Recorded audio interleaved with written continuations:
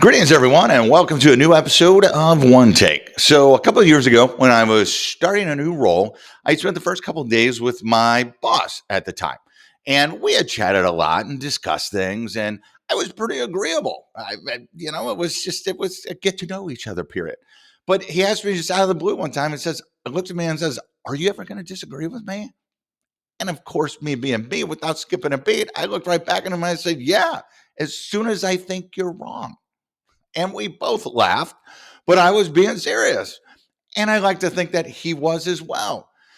I found that there is this pervasive attitude or belief system that drives most of us, most of society, most of business, most of whatever, in that once we latch on to something, some practice, some ideology, some belief, some philosophy, some political persuasion, that we have to agree with every aspect of it.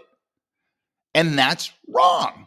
I just think that's wrong because what it does is it creates this sort of invisible influence that I've talked about before in us, and it impacts all of our decisions and how we interact with people. And it limits us because it limits our way of thinking or approaching a subject, a problem, a process, whatever the case may be, in this narrow box of this philosophical belief system that we have. And this can be practical stuff from how we do things to more belief systems to political philosophies or religion and things like that. And the reality, though, is that if we agree, take politics for an example, because it seems to be fairly prevalent on LinkedIn for some reason over the last couple months. Don't know why, but take that for an example.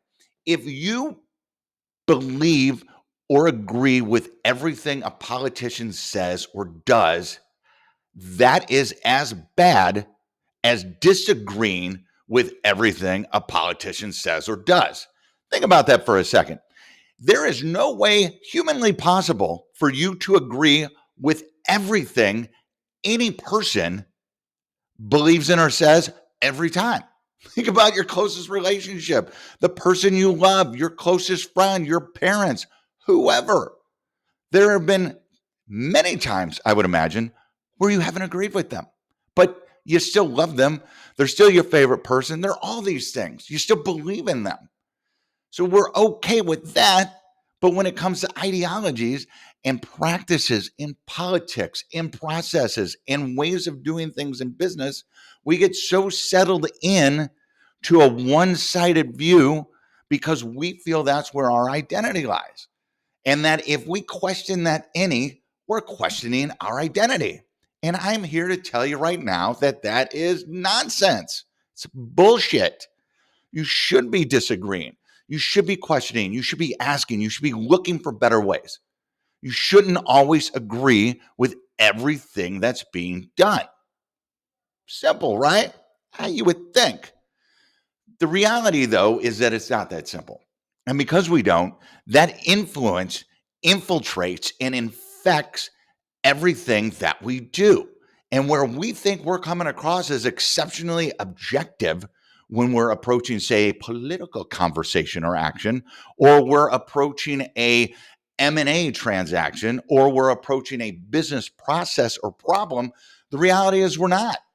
We've already been tainted by the existing influence in our head because we haven't trained ourselves to be able to disagree. So do me a favor, do yourself a favor, do all of us a favor. And let's work collectively at understanding that it's okay to not agree with everything. And that by not agreeing with everything, it's okay if somebody else doesn't agree with you.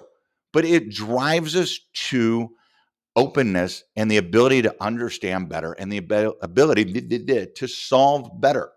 And it makes us better people, better society, better companies, better economy. You name it, it works.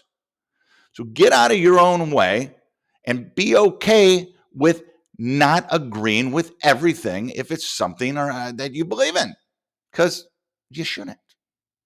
This has been One Take. Make it a great day. Take care.